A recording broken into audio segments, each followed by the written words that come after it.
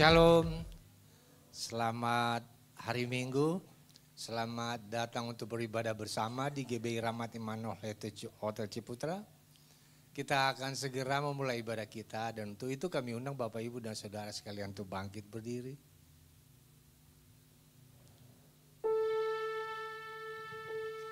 Mari kita arahkan hati dan pikiran kita kepada Tuhan dan kita bersatu di dalam doa.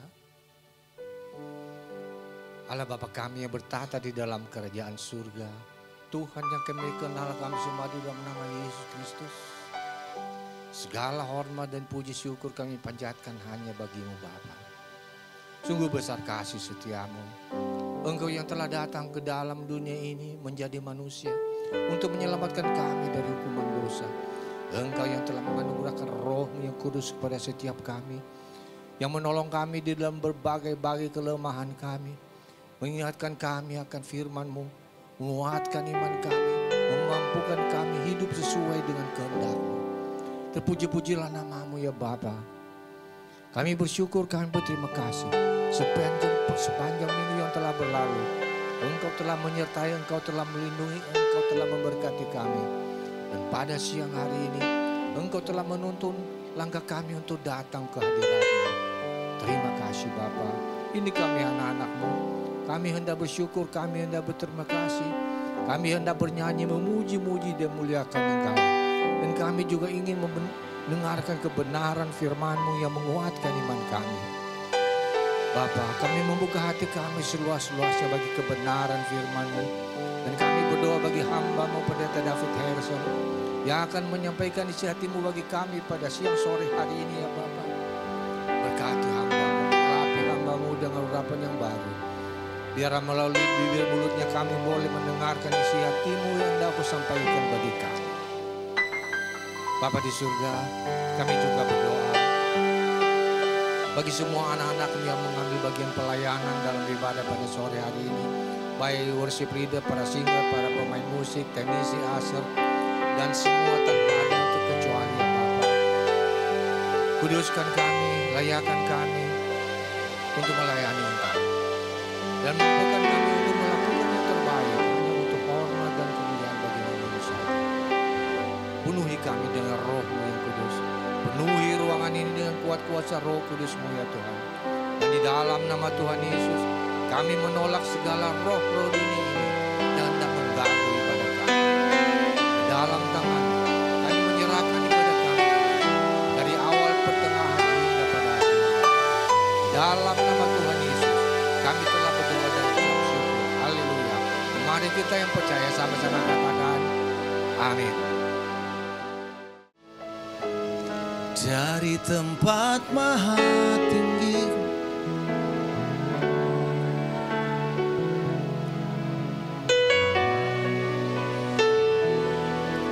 memulihkan hati, menyembuhkan yang terluka, mengalirlah, mengalir dari tempat maha tinggi. Oh Bapa kekal mulia, Kau hadir di sini, memulihkan hati,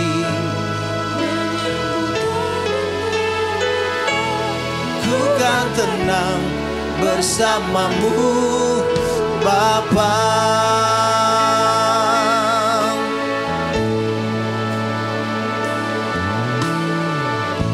Bapa Kau mendengar seruan hatiku, tak pernah Kau lepaskan dari kasih-Mu. Lewati lembah, lewat lembah kelam, Kau temani kami Tuhan. Kau temani aku, Roh-Mu bekerja, Roh-Mu bekerja sepanjang selalu. Untuk kebaikanku mengalirlah, mengalir kuasa dari tempat Maha Tinggi. Oh Bapa kekal mulia, Kau hadir di sini, memulihkan hati, menyembuhkan yang terluka. Ku kan tenang bersamamu. Kita bangkit berdiri bersama-sama. Mengalirlah, mengalir. Saya undang hambanya. Oh Bapa kekal mulia, Kau hadir di sini, memulihkan hati, menyembuhkan yang terluka. Bersamamu Bapa. Come on, singing, mengalir. Mengalir kuasa dari tempat Maha Tinggi. Bapa kekal mulia, Kau hadir di sini, memulihkan hati, menyembuhkan yang terluka. Ku kan tenang bersamamu Bapa. Ku kan tenang bersamamu Bapa. Ku kan tenang bersamamu Bapa. Berikan sorak-sorai yang terbaik buat Tuhan Yesus. Bapak, terima kasih buat hari ini Tuhan kami berkumpul. Kami percaya bahwa hidup ini semua karena kemurahan Tuhan. Bicaralah kepada kami semua, kami mau belajar firman-Mu. Urapi hamba-Mu, urapi kami semua. Biarkan hati kami seperti tanah yang gembur, yang siap menerima benih yang hidup daripada Tuhan. Kami percaya bahwa hidup kami dimenangkan, hidup kami dimerdekakan oleh karena kebaikan Tuhan. Ucap syukur buat kasih-Mu, berkati firman-Mu. Dalam nama Tuhan Yesus kami ucap berdoa. Haleluya, yang sudah siap terima firman Tuhan. Sama-sama katakan, amin. Beri tepuk tangan yang terbaik buat Tuhan Yesus. Puji Tuhan, silakan duduk saudara. Shalom. Apa kabar? Saudara bersuka cita? Apa kabar? Apa kabar? Puji Tuhan. Baik, dengan tidak mengurangi rasa hormat, terima kasih Gembala, Wakil Gembala, Staf Diaken. Ini kesempatan sekian kalinya untuk saya memberkati saudara. Dan saya percaya hidup ini bicara tentang kasih karunia dan anugerah Tuhan. Amin. Saudara, di Israel, di orang-orang Yahudi ada 3 tempat ibadah yang sangat terkenal. Yang pertama namanya tabernakel. Tabernakel ini dibangun oleh Musa.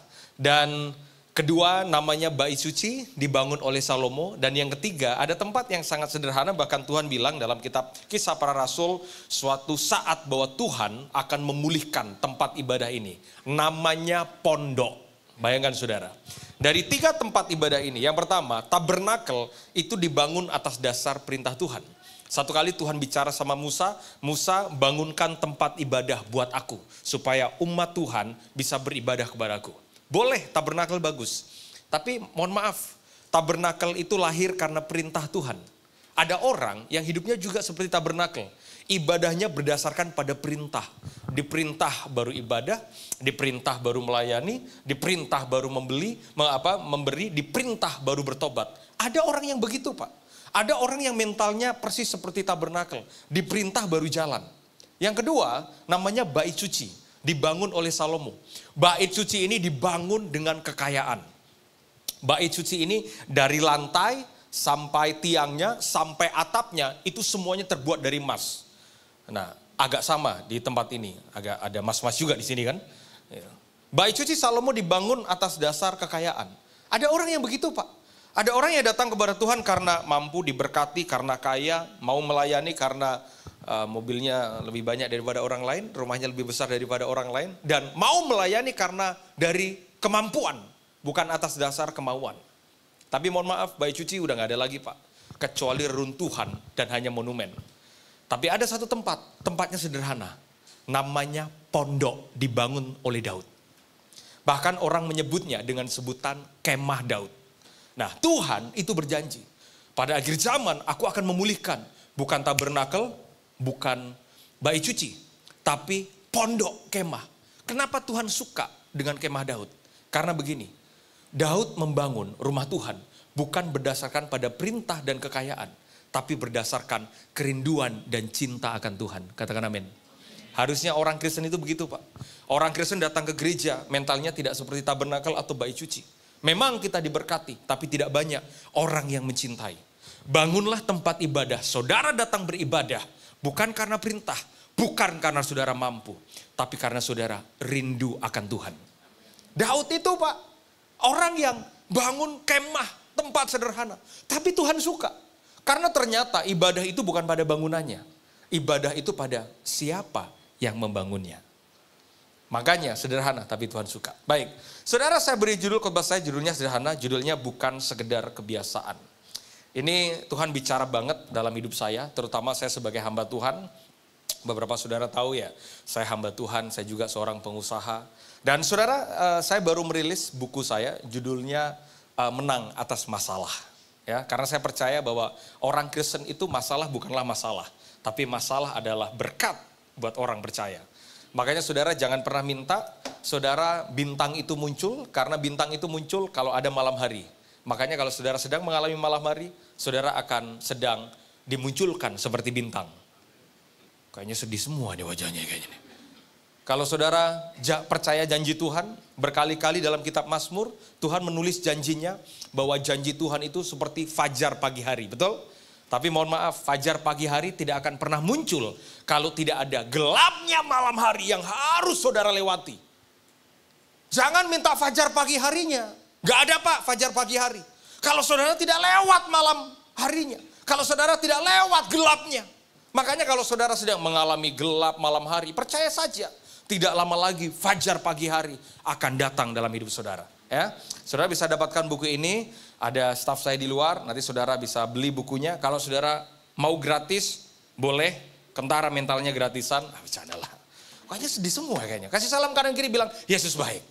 Kok kayaknya saudara itu, kayaknya sedih. Haleluya. Ya, saudara bisa dapatkan buku ini di belakang. Baik, saudara. Satu kali Tuhan bicara sama seorang pemimpin, namanya Musa. Nah, Musa ini lahir dari istana, sekalipun dia dari kelompok orang Yahudi. Tapi Musa tumbuh besar di istana. Kalau saudara bicara tentang istana, istana itu penuh dengan kemewahan, istana itu penuh dengan kelimpahan. Nah, hari itu Tuhan memunculkan Musa itu lewat istana. Bahkan dia dianggap sebagai anak putra mahkota Mesir. Sekalipun bahwa dia bukanlah anak kandung. Dia adalah anak yang dipungut karena hari itu dia harus dihanyutkan di sungai Nil dan akhirnya ditemukan oleh putri Firaun. Dan hari itu dia diangkat sebagai pangeran Mesir. Saudara, boleh kita jadi pangeran, boleh kita di istana, tapi ternyata tujuan Tuhan untuk memberkati seseorang bukan cuma sekedar kaya dan penuh dengan kelimpahan. Karena tujuan Tuhan menyelamatkan Musa adalah suatu saat Musa harus menyelamatkan bangsanya. Ini yang saya percaya, apapun kondisi hidup saudara, tujuan kita pada akhirnya harus menjadi penyelamat buat orang lain. Makanya boleh diberkati, Pak, tapi tujuan kita bukan cuma sekedar diberkati. Tujuan kita adalah menjadi berkat buat orang lain. Ada banyak orang Kristen yang minta diberkati, sudah diberkati, tapi belum tentu hidupnya jadi berkat buat orang lain.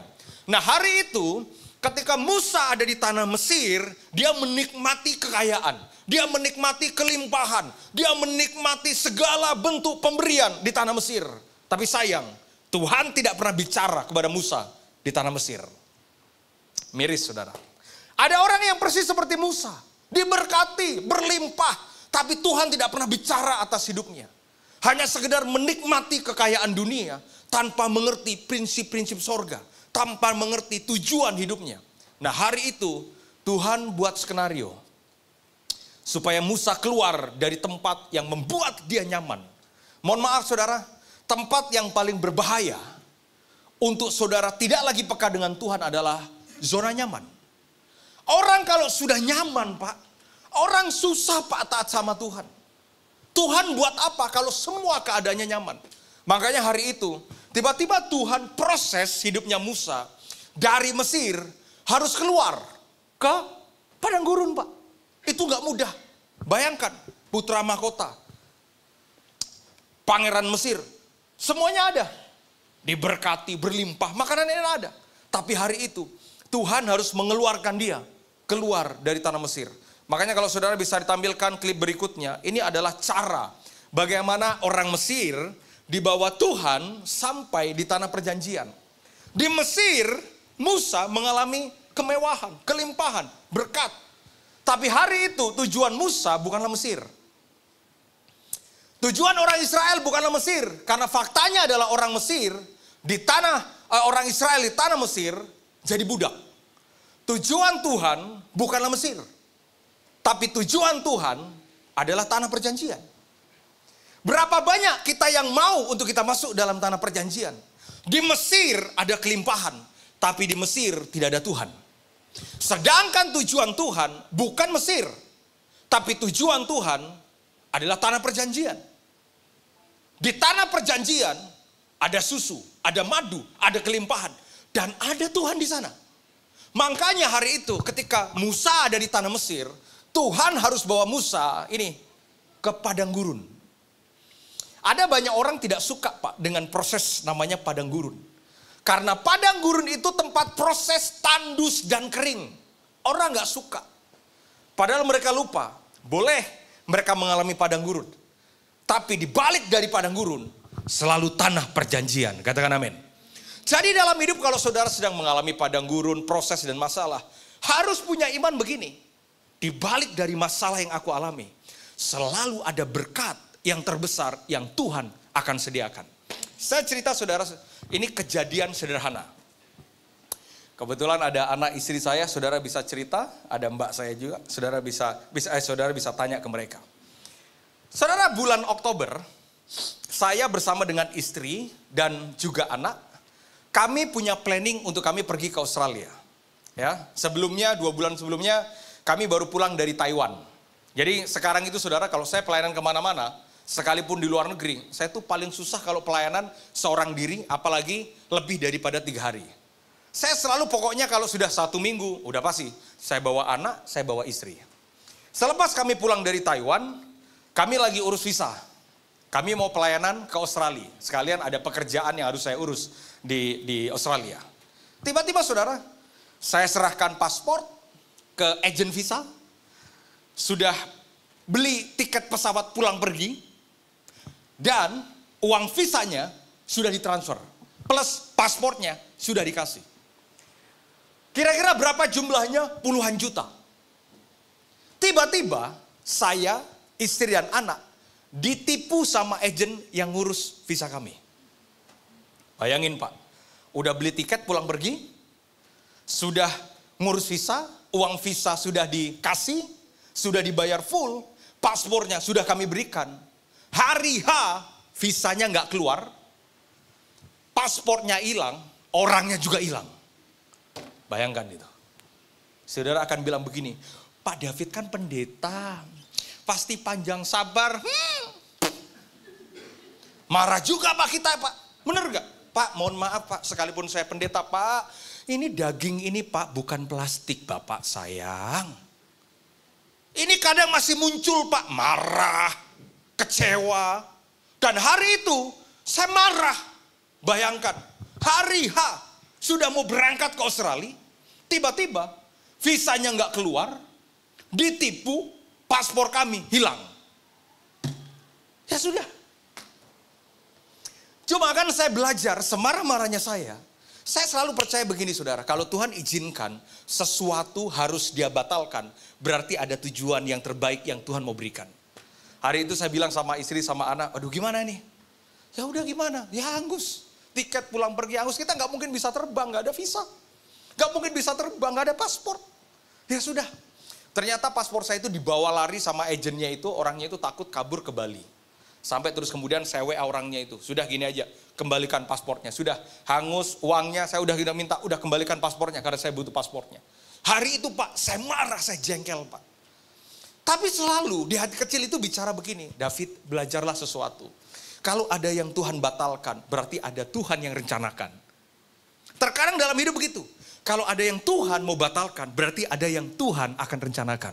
Oke, saya lihat istri saya kecewa. Anak saya Bradley padahal saya mau bawa jalan-jalan ke Australia juga, kasihan. Hari itu juga saya ambil koper, saya bilang gini, ayo kita jalan-jalan lah keluar Jakarta. Kemana? Ke Subang. Ya udah, kita jalan-jalan ke Subang sama teman kami. Kita ke Subang. Ternyata benar saudara. Terkadang dalam hidup, Tuhan harus membatalkan sesuatu untuk Tuhan merencanakan sesuatu. Apa itu? Hari ini saya akan berterima kasih kepada orang yang tipu saya. Kalau perlu hari ini, saya cium Pak tangan atau jidatnya Pak. Terima kasih ya. Kenapa? Karena hari itu Pak, untung saya tidak berangkat ke Australia. Kenapa? Karena hari keempat, saya dipanggil sama presiden yang sekarang terpilih sebagai Presiden Republik Indonesia. Dan tiba-tiba foto saya muncul di TV One, di Kompas. Dan saya diminta untuk masuk sebagai bagian dari tim pemenangan presiden. Yang hari ini Tuhan berikan kesempatan presiden dan wakil presidennya menang. Hari ini Pak, kalau saya ketemu dengan orang yang tipu saya itu, saya akan bilang begini, terima kasih ya. Matur suwun, terima kasih. Kenapa? Untung kamu tipu aku. Terkadang dalam hidup, kita tidak tahu rencana Tuhan. Makanya, jangan berupaya mengerti Tuhan. Karena memang Tuhan Pak, tidak bisa dimengerti. Tapi belajar untuk mempercayai Tuhan bahwa setiap rencananya pasti baik untuk saya dan juga saudara. Cuma awalnya kita marah, makanya muncul kan Roma 8 ayat 28, kita tahu sekarang bahwa Allah turut bekerja dalam segala perkara untuk mendatangkan apa saudara? Kebaikan. Hari itu saya nggak tahu, kok dilukai, kok ditipu, oh ternyata begitu. Terkadang Tuhan harus membatalkan rencana kita untuk Dia membawa kita kepada rencananya Dia. Nah sama seperti Musa. Musa di Mesir dibuat skenario sama Tuhan. Sampai Musa akhirnya dianggap sebagai pembunuh. Dan dia keluar dari tanah Mesir. Dia sampai di padang gurun. Oh Pak, itu gak suka Pak kita Pak. Siapa ya sih yang suka di padang gurun? Padang gurun tandus. Padang gurun kering. Tapi yang luar biasa, muncullah Keluaran pasal yang ketiga. Saudara bersuka cita, katakan amin. Keluaran pasal ketiga ayat yang pertama, ini Musa sudah di padang gurun. Orang akan bilang begini, tuh Musa tuh dulu di Mesir udah enak-enak, tapi sekarang di padang gurun tuh. Apalagi Musa ketemu sama ibu-ibu Manado yang gak bertobat, habis makan dicari cap pedes, mulutnya pedes juga itu kayak gitu. Gak ada di sini, gak ada di sini yang Manado bertobat semua. Ngomongin tuh lu ya, enak-enak lu di Mesir tuh sekarang di padang gurun. Orang gak ngerti kenapa Musa harus di padang gurun. Terkadang Pak dalam hidup kita gak ngerti, Tuhan kenapa sih harus diproses? Kenapa harus di padang gurun? Maka muncullah Keluaran pasal ketiga ayat pertama, kita baca sama-sama saudara, 1, 2, 3. Adapun Musa, ia biasa mengembalakan kambing domba Yitro, mertuanya, imam di Midian. Sekali ketika ia menggiring kambing domba itu ke seberang padang gurun, sampailah ia ke gunung Allah, yakni gunung apa? Jadi hari itu, sang pangeran dari istana tinggal di padang gurun. Aduh. Itu Pak kalau kita nggak kuat Pak. Pangeran dalam waktu sekejap jadi gembel di padang gurun. Makanya mohon maaf ya. Harusnya begini. Apapun keadaan kita, identitas tidak akan pernah berubah. Memang Musa di padang gurun. Tapi tujuan Tuhan tidak pernah berubah untuk membawa Musa pada tujuan yang mulia. Apa itu? Tuhan tempatkan Musa bukan untuk jadi raja Mesir. Tuhan tempatkan Musa untuk menyelamatkan orang Israel. Makanya hidup ini Pak, jangan bicara keselamatan. Kalau tidak saudara, tidak jadi penyelamat buat hidup orang lain. Buat apa Musa di tanah Mesir? Diberkati, berlimpah, tapi gak bisa menyelamatkan orang. Buat apa saudara? Kayak kita gini, buat apa diberkati, toko 5, rumah 3, mobil banyak, tapi hidup kayak gak ada rasa. Hidup kayak gak jadi arti buat orang lain. Sebahagianya orang adalah orang yang paling berbahagia kalau hidupnya bermanfaat untuk orang lain. Makanya berkat yang saudara terima untuk menjadi berkat buat orang lain. Nah kalau saudara ngomong, Pak saya udah bergereja loh Pak, saya sudah bertobat. Apa itu? Bapak tahu nggak tanda saya bertobat apa? Apa? Saya nggak main judi. Saya udah nggak mabuk. Saya udah nggak berzina. Puji Tuhan. Tapi kalau saudara pelitnya mampus, Pak. Saudara belum bertobat. Orang yang sudah bertobat, Pak, yang dia pikirkan bukan lagi tentang dirinya. Tapi kalau orang sudah bertobat, yang dia pikirkan bagaimana hidupnya jadi berkat buat orang lain. Ada orang yang sudah nggak melakukan itu. Tapi Pak, ampun, tetangga gedor rumah kelaparan. Susah banget dompetnya keluar untuk bisa memberkati orang lain. Makanya mohon maaf ya. Bedanya Yesus sama yang lain apa sih? Satu saja, Pak. Yesus mau mati dan berkorban. Itu bedanya. Selebihnya sama. Nggak ada Pak Tuhan yang mau mati buat umatnya. Kecuali apa yang Yesus buat di atas kayu salib. Nah terus, ketika Musa hari itu, Alkitab mencatat dengan jelas ada kata ia biasa. Nah, saudara, kata biasa ini sedikit agak menampar kita ya. Kenapa? Karena biasa itu adalah kebiasaan. Jadi hari itu, waktu Musa di padang gurun, ketika muncul kalimat ia biasa, kayak kita lah. Ya sudah biasa sih. Kita udah biasa ke gereja, ya nggak tahu ke gerejanya juga dengerin firman atau main handphone juga nggak tahu. Ada orang yang memang sudah kebiasaan hari Minggu ke gereja. Biasa itu apa sih? Kata biasa adalah sesuatu aktivitas yang dilakukan berulang. Namanya kebiasaan. Musa hari itu dia udah terbiasa. Terbiasa bawa kambing domba, ngasih makan kambing domba, selesai pulang. Besoknya juga begitu. Dia mengembalakan kambing domba, setelah ngasih makan domba, selesai pulang. Dan Musa, dia sudah tahu jalan yang mana yang harus dia pergi. Dan jalan mana yang harus dia pulang.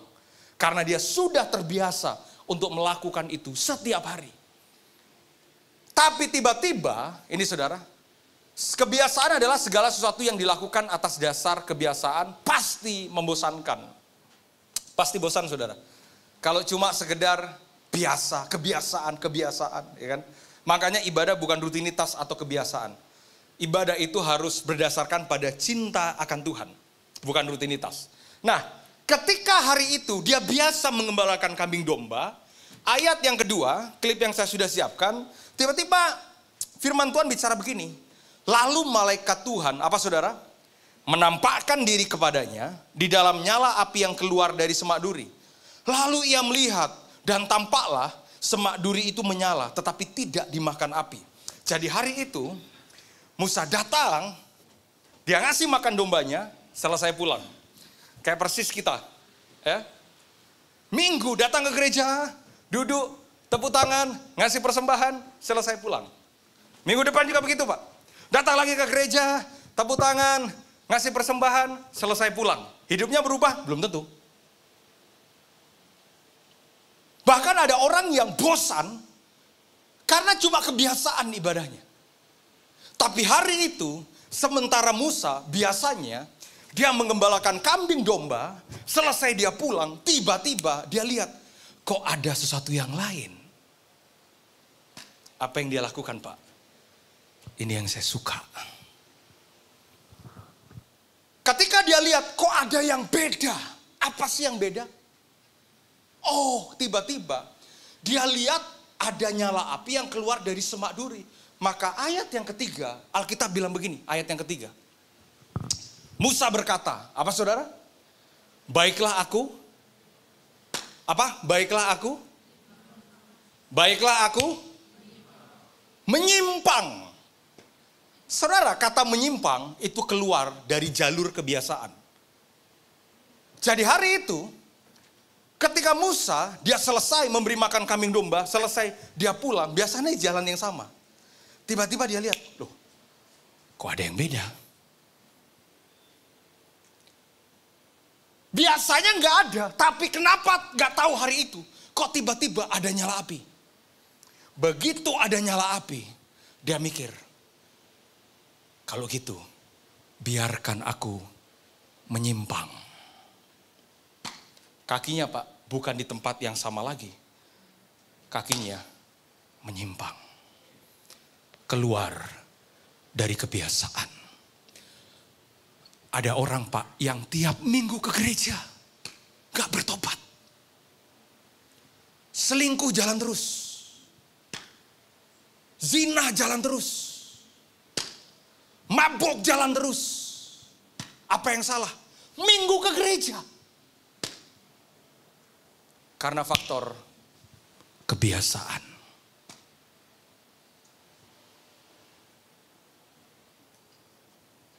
Udah biasa aja lah Pak, jadi Kristen. Ke gereja juga udah biasa, duduk tepuk tangan, ngasih persembahan, selesai pulang kan.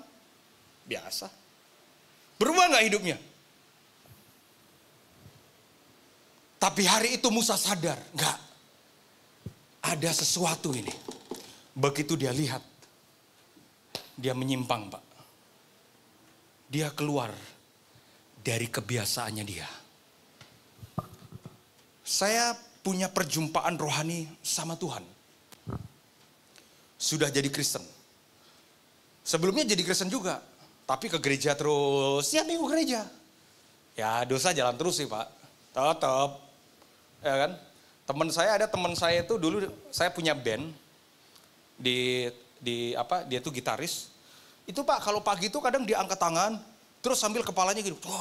Gini. Saya pikir dia dilawat Tuhan. Enggak. Tadi malam belum selesai, makanya di gereja kena musik jalan terus. Wah, kita udah sampai segitunya Pak. Terus kemudian saya berpikir, kenapa ya? Kok gak berubah? Apa yang salah? Ya gimana mau berubah Pak? Karena ke gereja udah gereja, weh, haleluya. Ya selesai pulang ya, shalom Pak, salam. Tapi hari itu Pak, ada seorang pembicara dari Surabaya. Beliau sudah almarhum. Namanya Pastor Jeffrey Michael Pesik. Hari itu saya biasa ke gereja ini. Tapi saya dengar pesan yang beda. Hari itu dia bilang begini, saudara-saudara, tahu saudara-saudara bahwa kita ini adalah semua anaknya. Oh ya, amin, puji Tuhan. Tahu saudara, yang paling Tuhan mau ketika kita itu beribadah apa? Bersekutu dengan dia. Hari itu dia ngomong gini, saudara, gereja ini bukan saudara datang, saudara mengundang Tuhan. Bukan. Waktu itu saya mikir, oh maksudnya apa? Tapi gereja ini adalah rumah Tuhan. Dia yang mengundang saudara. Oh iya ya, gereja rumah dia. Berarti saya bukan mengundang dia. Agak aneh Pak. Masa tamu ngundang yang punya rumah? Berarti saya diundang sama dia. Waktu itu dia cerita tentang anaknya. Dan itu memberkati saya. Waktu itu dia cerita tentang anaknya. Anaknya namanya Jason. Anak saya Jason, kalau saya lagi capek saudara, saya pulang ke rumah. Tidak ada kebahagiaan buat seorang bapak kecuali bisa peluk anaknya. Dia cerita bagaimana dia peluk anaknya. Ya hari itu agak susah saya menerjemahkan ya. Pertama saya jomblo gak punya cewek, ya kan? Belum menikah gak punya anak. Gimana kita menerjemahkan? Setelah saya jadi bapak Pak, saya baru tahu.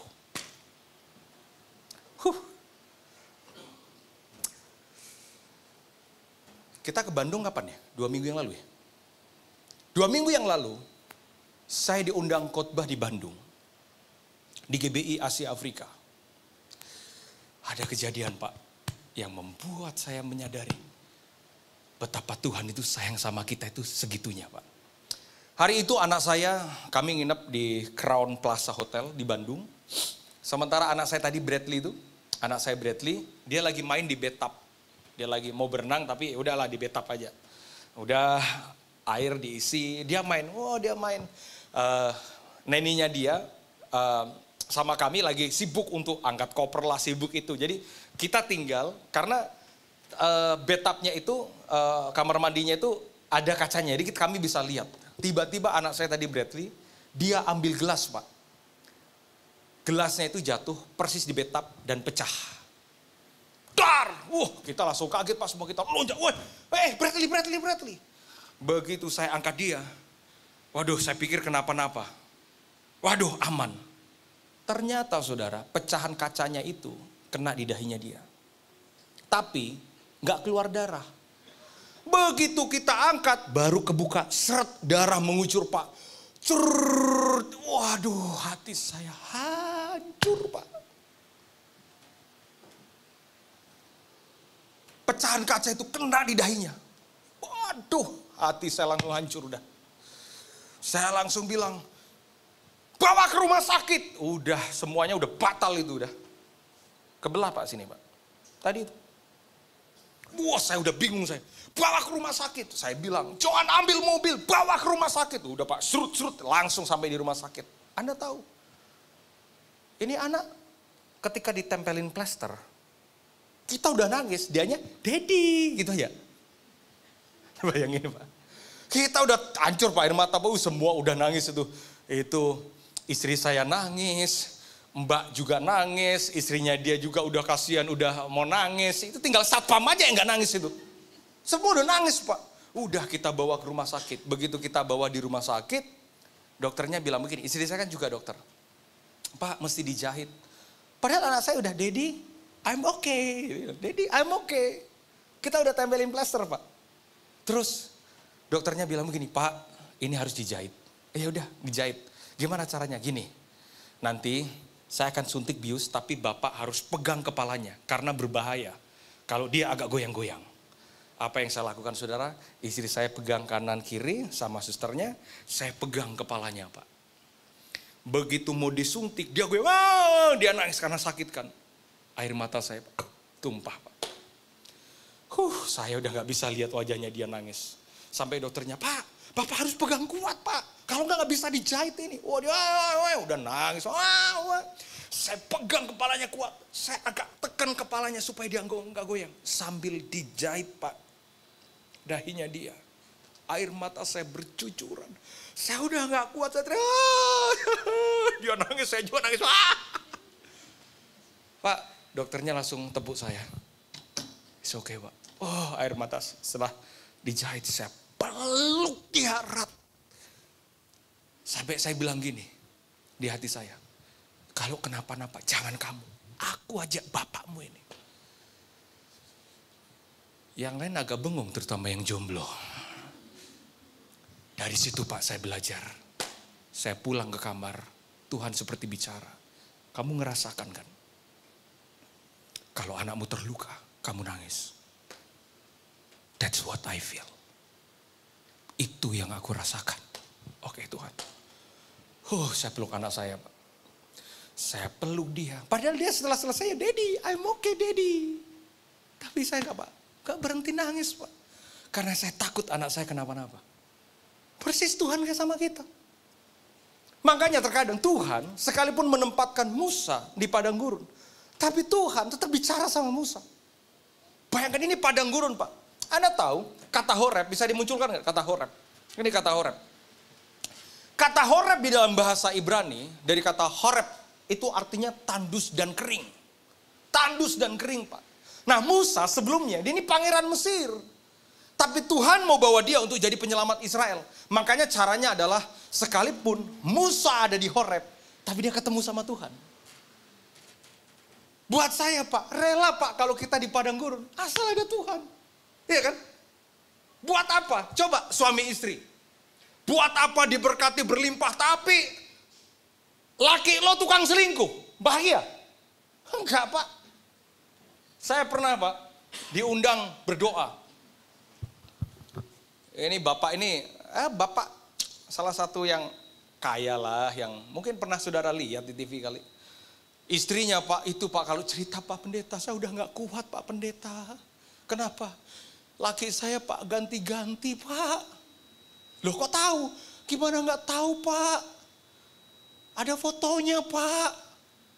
Loh kok ibu bisa tahan kayak begini? Dulu nikahnya gimana?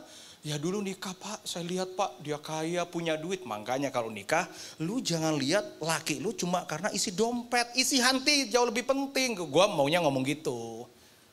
Berapa banyak kita kan mengukurkan karena begitu kan? Cuma sekedar diberkati. Saudara rela rumah tangga diberkati, berlimpah kaya raya, tapi suami main perempuan terus. Hati-hati saudara dengan berkat. Saya nggak anti dengan berkat ya. Saya sama sekali tidak anti. Tapi perhatikan, laki-laki paling berbahaya kalau di rekeningnya bertambah, tapi tidak pada hatinya. Emang kita lebih suci daripada Raja Daud? Daud itu raja Pak. Punya emas perak dan prajurit Israel. Ribuan membawahi jutaan orang. Tapi justru dia jadi raja. Dia jatuh dalam dosa perzinahan. Daud kalau tulis kitab Mazmur keren banget. Tulisan Daud di kitab Mazmur itu apa? Yang paling terkenal, tulisan Daud di kitab Mazmur adalah, Tuhan, cinta akan rumahmu menghanguskan aku. Bos, istrinya orang lu apain bos? Oh iya ya.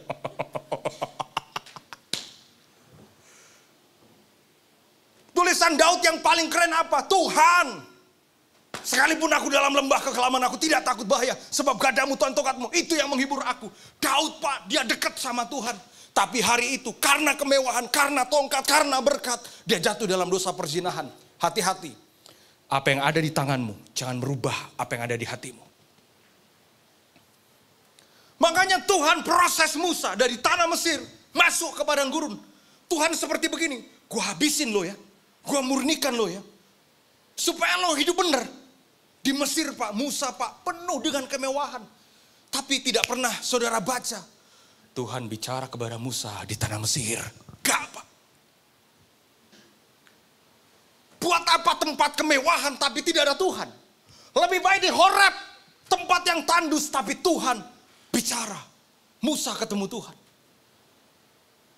Kita gak suka dengan Horeb. Padahal Horeb dipakai oleh Tuhan untuk memurnikan dan berjumpa dengan Tuhan. Makanya ternyata ini tujuan terakhir daripada Tuhan atas hidup Musa adalah Musa menjadi penyelamat. Bisa tampilkan klip berikutnya? Yang bersuka cita, saudara katakan amin. Keluaran 3 ayat 9 kita baca sama saudara, 1, 2, 3. Sekarang seruan orang Israel telah sampai kepadaku. Juga telah kulihat betapa kerasnya orang Mesir menindas mereka. Ayat 10. Jadi sekarang pergilah, aku mengutus engkau kepada Fir'aun untuk membawa umatku orang Israel keluar dari tanah Mesir. Musa di gunung Horeb, dia dapat perintah dari Tuhan. Musa, sekarang kamu pergi. Selamatkan orang Israel yang sudah tertindas. Tapi Musa Pak tidak akan dapat firman itu. Kalau Musa, dia berjalan seperti biasanya. Ketika ada semak yang menyala-nyala, dia anggap biasa. Biasa aja lah, gak usah dilihat. Tiba-tiba dia jalan, dia lihat semak-semak menyala, ya paling orang bakar sate kali. Tiba-tiba dia jalan, tiba-tiba ada semak belukar yang menyala, dia anggap adalah paling api biasa. Tapi hari itu, ketika dia jalan, ada semak duri yang terbakar, dia anggap tidak biasa. Enggak, aku mau ke sana. Miliki iman seperti begini saudara. Kalau saudara dengar orang lain sedang diberkati, orang lain kesaksian, harusnya kita begini, enggak, aku mau. Tuhan bicara seperti dia, Tuhan bicara atas hidupku. Jangan kita anggap biasa. Jangan ibadah itu ya sudahlah. Ibadah biasa aja lah, minggu. Sebagai pelengkap hari, ada orang yang merasa tidak kudus kalau hari minggu gak ibadah. Jadi dia harus beribadah ya. Kalau gak ibadah kayaknya kurang gimana Pak? Kurang cinta sama Tuhan Pak kalau kita gak ibadah Pak. Makanya hari minggu dia datang ibadah. Makanya banyak orang ibadah itu sebagai rutinitas. Gitu. Ibadah itu sebagai aktivitas karena hari minggu. Tapi saudara miliki hati yang enggak. Aku mau beda hari ini. Ketika datang, ngalamin Tuhan. Ketika datang, ngalamin perjumpaan pribadi dengan Tuhan. Ketika datang, ngalamin jamahan Tuhan. Ketika datang, ngalamin kemenangan. Amin. Tuhan Yesus memberkati. Saya suka dengan satu lagu.